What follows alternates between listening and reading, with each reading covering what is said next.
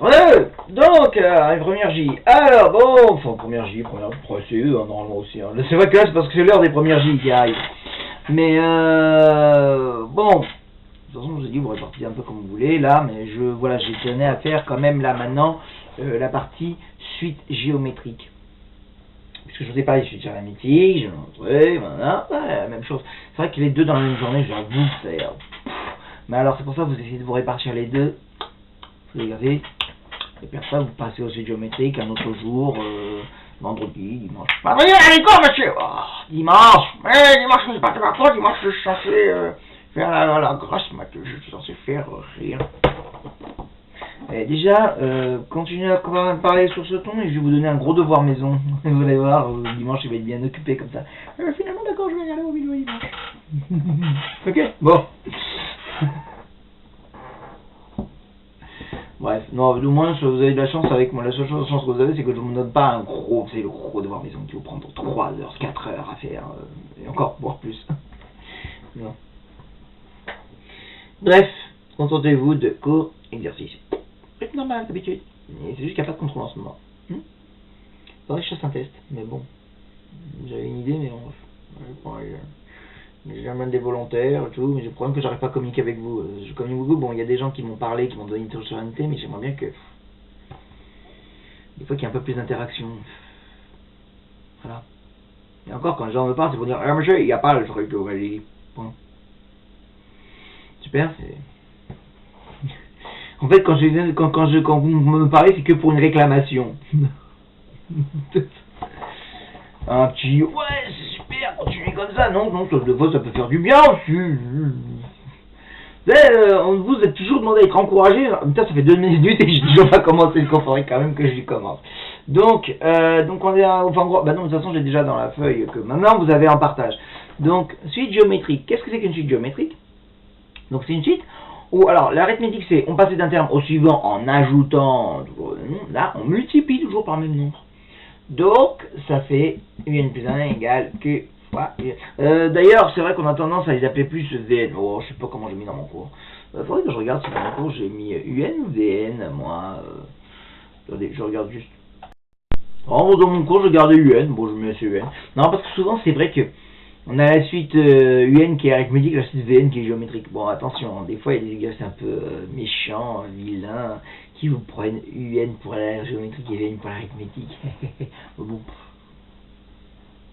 C'est juste histoire d'un peu de changer, de dire qu'il n'y a pas que des UN, vous pouvez aussi avoir des suites VN. De toute façon, dans les jeux, vous avez des UN, des VN, des TN, des WN, alors bon, ça change rien dans le nom. Enfin bref, ce jeu dit que c'est une suite où on passe d'un terme. Donc ça s'appelle une suite géométrique de raison Q.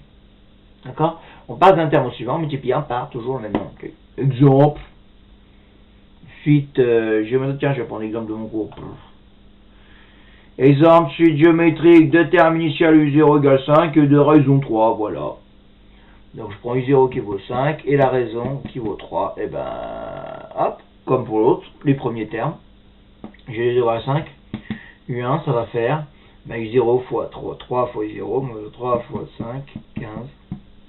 U2 ça va faire 3 fois le résultat que je viens d'avoir, 3 fois 15, 45. U3 ça va faire 3 fois 45, 145, 135, pardon. 3 fois 45, 135, voilà. Tac, simplement. Je passe d'un terme, on me tient toujours par le même nombre. La raison, 3. Donc au début j'ai eu 5, j'ai multiplié par 3, ça fait 15. Ce nombre-là, j'ai multiplié par 3, ça fait 45. Ce nombre-là, et hop, petite fois, mec. L'arithmétique, j'ajoute. La géométrique, je multiplie.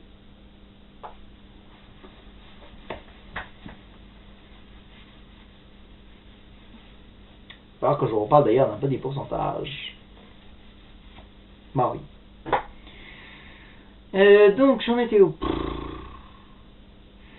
Alors, comme pour l'autre, la suite arithmétique, on va déterminer le terme général. On fait la démonstration, la pseudo-démonstration. Donc au début, je perds du 0. J'ai eu 1, c'est qu'il faut 0.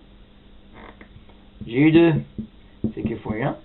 Donc je vais remplacer effectivement là, le U1 qui est là, je vais le remplacer par ce truc là, donc il fois 0.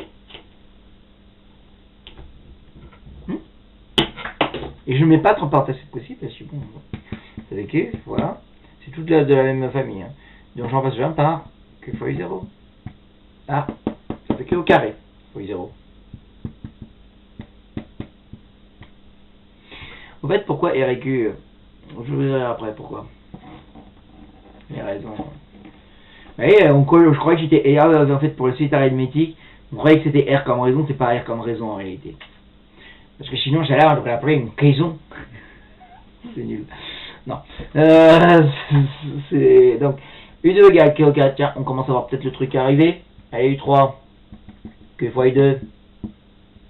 Je passe U2 par ça. D'accord? Je remplace le U2 par Q2 fois U0. Ça fait, oh bah tiens, ça fait Q puissance 3. Ah bah ça y est, c'est bon, on le voit arriver, le truc. Oui, pour tout n, un est réel Q puissance n fois U0. Voilà. Alors, bien sûr, ceci, c'est ce qu'on appelle de la conjecture, c'est pas de la vraie démonstration, parce que la vraie démonstration, il faudrait voir le principe de récurrence et tout, qui n'est plus... Attendez, peut-être au cas où vous n'avez pas eu le temps de tout écrire, voilà, pause. Voilà, donc ça nous donne ça. Donc, alors, du coup, un exemple maintenant, si je veux le terme général, pareil, quand on demande le terme général, ou alors exprimer un en fonction de n quand on veut une suite géométrique. Donc, je reprends la suite géométrique de premier terme, U0 égale 5 et de raison 3. Ça fait un égale, donc la raison c'est 3, donc 3 puissance n fois 5. Et on s'arrête là. Le premier qui me dit que ce truc-là, ça fait 15 puissance n, c'est plus jamais la peine qu'il vienne me voir. Et exclut de mon cours, définitivement. C'est mieux comme expression que je le tue. Hein. Non, ça ne fait pas 15 puissance n. Pitié, ça ne fait pas 15 puissance n. Je vais un petit exemple. Parce que les gens ils sont toujours... 3 au carré fois 5. Pour vous, ça fait combien? Ça fait 3 au carré, 9. Fois 5, 45. D'accord? Si vous commencez à dire que 3 au carré fois 5, ça fait 15 au carré, 15 au carré, ça fait 225. Et c'est pas pareil. Et toc. J'ai été clair? Ce truc-là ne s'implique pas en 15 puissance n. Non, non, non, non et non! Bon, de toute façon, je sais qu'il y a des gens qui le feront parce que il y a toujours les gens qui s'acharnent, même pas sur mes consignes à faire. Et non, mais moi j'insiste, vous avez tort, monsieur, et j'ai raison. Et puis après, j'ai des sales notes et je comprends pas pourquoi.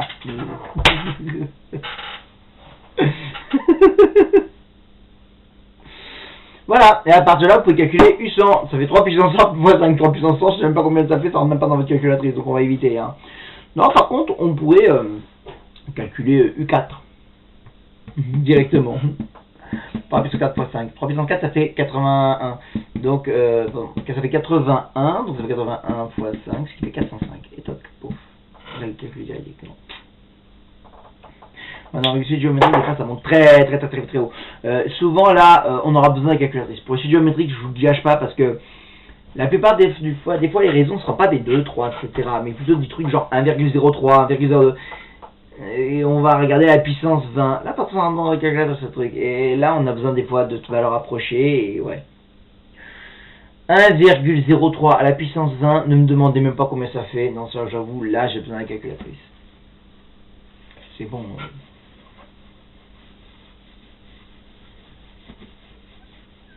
Quand je vois des fois, je vous assure, je vois des fois des élèves qui sortent leur calculatrice pour faire 2 fois 3.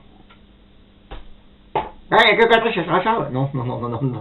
Il y a des calculs mentaux quand même qui nécessitent pas ça, quoi. Bref.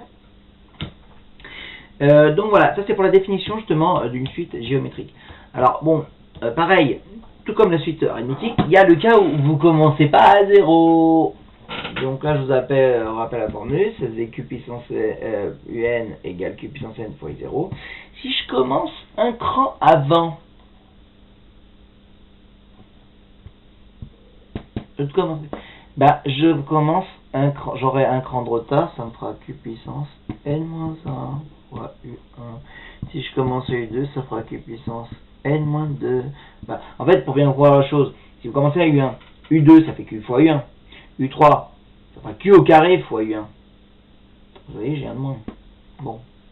Sinon, vous considérez que Comme au lieu de commencer à 0, vous avez commencé à U1, vous avez une étape de moins, donc au lieu d'en avoir UN. Donc en fait, ce qui se passe avec la suite arithmétique, c'est que vous partez de U0, vous avez ajouté R. Vous avez encore ajouté R, vous avez ajouté R.